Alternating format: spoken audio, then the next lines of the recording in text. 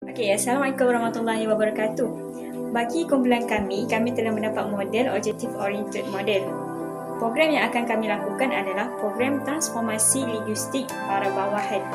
Program ini mengkhususkan kepada pelajar sekolah rendah di mana bertujuan untuk memartabatkan lagi bahasa Malaysia dan bahasa Inggeris secara berterusan di samping mempelajari bahasa tambahan iaitu bahasa Cina dan juga bahasa India. Dalam program ini, KSSR Bahasa Malaysia untuk sekolah jenis kebahasaan dilaksanakan dengan sokongan pemulihan bagi intensif terhadap murid yang memerlukan. Kemudian, bahasa Inggeris pula telah dijadikan sebagai kertas wajib lulus peperiksaan peringkat CJ Pelajaran Malaysia iaitu SPM. Bertujuan memperluaskan lagi peluang bagi pendedahan terhadap bahasa Inggeris. Dan seterusnya, setiap pelajar digalakkan mempelajari bahasa tambahan seperti bahasa Cina dan bahasa India menjelang tahun 2025. Istilah KSSR bermaksud Kurikulum Standard Sekolah Rendah. Pelaksanaan KSSR ini menggantikan KBSR iaitu Kemahiran Baru Sekolah Rendah. Bertujuan meningkatkan minat murid terhadap mata pelajaran bahasa Inggeris. KSSR ini digubal dalam penyataan standard terdiri daripada standard kandungan dan juga standard pembelajaran. Standard kandungan ialah penyataan spesifik mengenai perkara murid patut ketahui, merangkumi aspek pengetahuan, kemahiran dan juga nilai. Standard pembelajaran ialah penetapan kriteria dan pencapaian yang boleh diukur bagi setiap standard kandungan. Bagi mendorong kreativiti guru dan murid dalam sesi pengajaran dan pembelajaran iaitu sesi PMP, modul Language Arts menekankan pendekatan didik hibur dan apresiasi bahasa. Sesi PMP, bahasa yang menarik dan efektif dijalankan melalui aktiviti menyanyi, choral speaking, drama, muzik dan bahan bantu mengajar lain yang sesuai. Antara objektif yang kami dapat gariskan dalam program kami adalah terbahagi kepada 3 iaitu pertama pendidikan, kedua sosial dan juga yang ketiga adalah ekonomi. Bagi bahagian pendidikan terbahagi kepada 3 iaitu pertama untuk mengenali dan mempelajari bahasa baharu, memaksimalkan pengaplikasian bahasa asing dalam pelajaran dan juga dapat menguasai lebih daripada satu bahasa. Dan yang kedua adalah sosial. Antara objektif sosial adalah memberi galakan yang interaktif kepada murid untuk bergaul dengan kaum lain. Dan yang kedua, mewujudkan prestasi kognitif murid ketika beraktiviti. Dan yang terakhir adalah ekonomi. Objektif dalam ekonomi adalah untuk meningkatkan pasaran kanak-kanak sekarang dan yang kedua adalah memahami cabaran semasa melihat kepada perubahan zaman. Seperti kita tahu, model Objective Oriented ini telah dilakukan oleh Love Tyler dan beliau dikenali sebagai bapa penilaian pada zaman Tylerian. Beliau juga telah melakukan kajian 8 tahun iaitu bermula pada tahun 1932 sehingga 1940. Beliau telah melakukan kajian ini terhadap 15 sekolah menengah progresif dan juga 15 sekolah menengah tradisional. Dan beliau mendapati objektif pengajaran dapat dijelaskan dengan menyatakan istilah tingkah laku dan objektif tersebut dapat menjadi asas untuk menilai keberkesanan pengajaran. Penilaian Tylerian ini telah melibatkan pembandingan antara hasil dan objektif di mana pelaksanaan ini tidak mengganggu pembandingan antara eksperimen dan kawalan kumpulan. Slide yang seterusnya adalah isu dan permasalahan yang berlaku. Terdapat 3 isu dan permasalahan yang dapat dikenal pasti iaitu yang pertama, kurang interaksi antara kaum. Yang kedua, kurang mengaplikasikan bahasa asing ataupun bahasa tambahan. Yang ketiga adalah kurang peluang pekerjaan.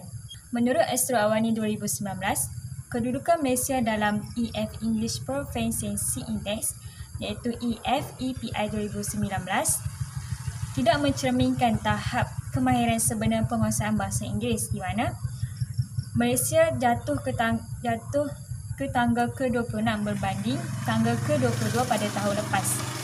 Namun ia masih pada tahap yang memberangsangkan.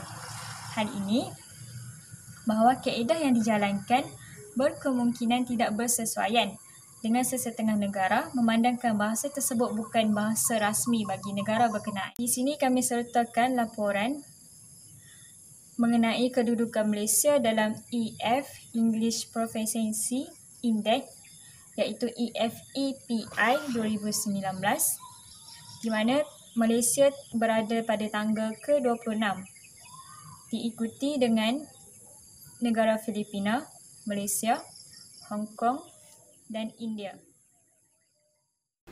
Nama diberi Siti Nur Fatihah binti Abdul Wahab. Nombor matrik 050512. Sekarang kita akan bincangkan soalan 3, iaitu bagaimana pelanggan dan klien dapat dibantu melalui program kami ini. Jawapan bagi soalan itu adalah murid dibantu melalui aplikasi model objektif oriented dalam program transformasi sistem linguistik. Cara pertama dalam membantu murid-murid ini ialah dengan mewujudkan bahasa Malaysia di sekolah bukan kebangsaan. Menurut Ahmad Atori Hussein, dasar awam ialah program atau projek yang dirancang oleh kerajaan yang mempunyai tujuan atau matlamat tertentu. Oleh itu, kementerian telah mewujudkan kurikulum bahasa Melayu yang diraka khusus untuk pelajar yang bukan bahasa ibundanya adalah bahasa Malaysia. Kurikulum ini adalah lebih menumpukan kepada tahap kedua, tidak kira di sekolah jenis kebangsaan atau sekolah kebangsaan, untuk mencapai standard penguasaan kemahiran menjelang tahun 6. Bagi murid yang belum capai standard pelajaran akan diberi pilihan selepas waktu sekolah pada tahun 4 atau tahun 6 atau mengikuti kelas peralihan. Okey, cara seterusnya bagi membantu pelajar-pelajar ini adalah dengan menjadikan bahasa Inggeris adalah kertas wajib lulus pada peringkat SPM. Pada tahun 2016, kementerian telah mewajibkan bahasa Inggeris sebagai kertas wajib lulus bertujuan untuk membantu murid memperolehi sijil SPM. Selain itu, kementerian juga melakukan beberapa inisiatif program seperti sistem SET dengan membahagikan murid-murid kepada beberapa kumpulan bagi memudahkan guru-guru merangka pendekatan pedagogi yang selari dengan tahap kemahiran dan keperluan pembelajaran murid. Selain itu, murid mendapat lebih banyak pendedahan dalam bahasa Inggeris seperti perluasan model sastra dalam bahasa Inggeris yang diwajibkan oleh sekolah rendah dan sekolah menengah. Selain itu, mewujudkan bahasa tambahan juga merupakan satu inisiatif untuk murid ini dibantu melalui program yang dijalankan. Pada masa kini, ramai ibu bapa yang menghantar anak-anak ke sekolah jenis kebangsaan bagi mempelajari bahasa tambahan untuk anak-anak mereka. Selain itu, dengan adanya kemahiran pelbagai bahasa ini, ia mampu membantu pelajar menyertai tenaga kerja global.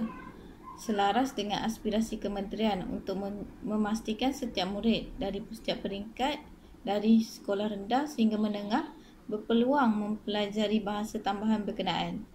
Langkah awal ini, kementerian memberi fokus untuk menambahkan bilangan guru bahasa Cina, India dan bahasa Arab supaya bilangan guru bersesuaian dengan keperluan murid. Okey, seterusnya kita akan membincangkan mengenai impak program linguistik para bawahan ini. Antara impaknya adalah mereka akan lebih menguasai pelbagai bahasa termasuklah bahasa Melayu, bahasa Inggeris, bahasa Cina dan bahasa India. Objektif linguistik para bawahan ini membuatkan para murid mengaplikasikan bahasa tersebut di dalam maupun di luar bilik darjah supaya tidak berlaku jurang antara kaum ketika bertemu. Selain itu, ia mampu meningkatkan inovasi dan pilihan bertujuan memaksimumkan penguasaan kemahiran terutamanya bahasa Melayu dan bahasa Inggeris secara berterusan serta menyediakan pelbagai pilihan untuk mempelajari bahasa tambahan. Untuk soalan yang keempat pula ialah adakah program evaluasi yang dicadangkan merupakan satu signifikan yang harus diberikan sejumlah wang untuk menjayakan program tersebut. Okey, bagi menjawab persoalan ini, program linguistik peringkat perbawahan ini merupakan satu program yang memerlukan dana untuk menjayakan program tersebut. Hal ini kerana dana tersebut akan diberikan secara upah ataupun gaji kepada guru-guru yang berbahasa Cina ataupun juga India untuk melancarkan lagi proses pembelajaran.